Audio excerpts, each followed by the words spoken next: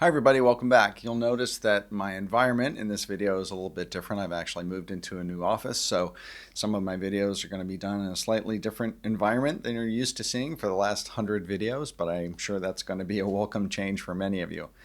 What I wanted to talk to you about today was limiting beliefs. Now, there are limitations in anybody's life, right? We have physical limitations, we have financial limitations, we have geographical limitations, we have limitations of education. There are some real limitations that we all have. But there are also limitations that are based in belief and may not necessarily be based in fact. So I wanted to talk to you a little bit today about limiting beliefs. So what is a limiting belief? A limiting belief is anything that is holding you back. Now, this can be a belief that's based in something that's fiction, that is actually not true, but you are believing something around it that is making you behave or making you feel a certain way. There can also be beliefs that are based in some sort of fact, but your perception of those limitations are not.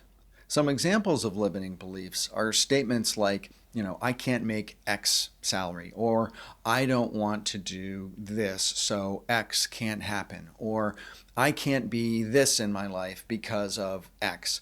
Those are statements that are kind of limiting beliefs, and limiting beliefs limit the possibilities of success. So let me give you a personal example of this. I talked a little bit about this in a video I did recently about creative career and life advice. And I graduated from school with a master's in fine art, so an MFA in painting. And I did that in order to get teaching work. But when I was looking for teaching work at the time, a number of years ago, it was very, very difficult to find college-level teaching jobs. There were anywhere from 400 to 500 applicants per position. And so I ended up looking for teaching work for almost 4 years before I found a very small job that I got paid almost no money for. And then after that was over, I was back in the same situation. And I'd been, paying the bills and feeding myself by waiting tables and working in frame shops. And I had decided that I didn't want to wait tables anymore. I didn't want to work in frame shops. I never wanted to do commercial art. I thought that was selling out. I didn't really think I liked design. Computers had just come out, and they were very clunky at the time and weren't very capable of doing a lot of things, and I knew that I didn't want to work with computers. So I had set up all sorts of walls around what I could and what I could not do. And what I realized after a period of time was that these are limiting beliefs, and I had to break through those walls in order to succeed, in order to get to a new place in my life. So just to continue that example, because of my living expenses, I lived in New York City at the time, I needed to make about $50,000 a year. And I thought that was totally impossible. I thought that was a huge stretch goal, and I didn't know how I was going to do it. And my girlfriend at the time really believed in me. And she said, if you want to, you can make $100,000 a year as a designer.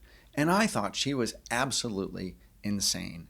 And the funny thing is that after I pushed into my career in design and really discovered that I loved it, within 4 years, I was making 3 times what my target had been. So I had a limiting belief that was limiting what I was doing. And until I was able to push past that, I didn't get on that path to success. Some of my limiting beliefs were things like my education, my fine arts education, made it impossible for me to make a living, or that large companies or corporations really didn't value creative people like me, or that my creative skills didn't translate to the commercial world. I also believed in a way, and I'd kind of been fed this through my fine arts training, that artists were meant to suffer, and that you really had to suffer for your art. So being poor and really kind of being hungry was one of those things that I had set up for myself and chose to believe that was one of the things that was holding me back. And when it comes down to it, I was wrong about all of it. But I didn't believe I was. I believed in those limiting ideas.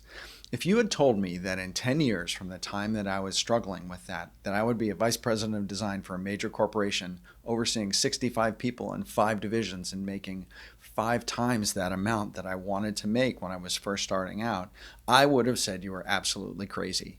If you had said that I'd be flying on a Learjet to Paris and Milan and Tokyo and Berlin to go shopping for work and staying in 5-star hotels, I would have thought you were totally insane. But it happened. Anything can happen if you work for it. You have to really address and attack those limiting beliefs that you have. So what can you do about your limiting beliefs if you feel like you have some? You have to, first of all, I think, capture them. You have to write them down. You have to get them in front of you in black and white. And then you really have to spend some time and examine them. What are they? What are they stemming from?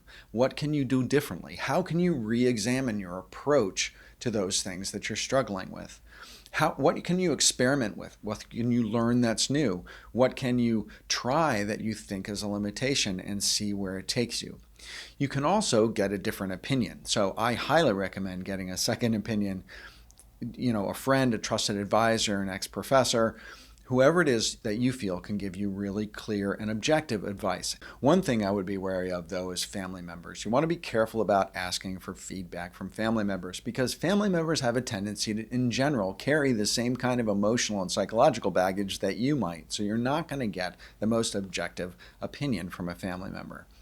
I would also recommend, if possible, doing informational interviews. So finding people that you aspire to, people who have the life that you want, and seeing if you can get an informational interview with them. It could be 15 minutes on the phone where you just ask them questions about how they got to where they were and maybe some of the struggles that they had and how they addressed those struggles.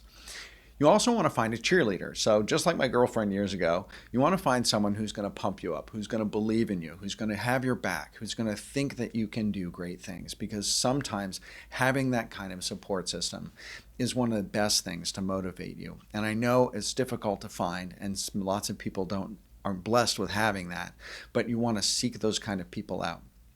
There's this great motivational speaker whose name was Jim Rohn, and he has a quote, it's fairly well known, that says, "You are the average of the 5 people that you surround yourself with." And I'm a firm believer in that. You have to surround yourself with people who are smarter than you, more accomplished than you, who can act as a bellwether, act as a goal, act as a guide to help you get to the next level, to the place that you want to be. So you want to surround yourself with positive, smart, ambitious, creative folks. And if you do that, I guarantee you, you're going to succeed if you can get past and push past those limiting beliefs. So that's it. I hope you enjoyed this video on attacking your limiting beliefs. And if you did, please hit subscribe below so you can see my videos when they come out. And visit me at philipvandusen.com. If you're having trouble with your business, your strategy, your design, or your professional career, hit me up and we'll see what we can do to get you to the next level. And with that, thanks again for watching. Bye for now.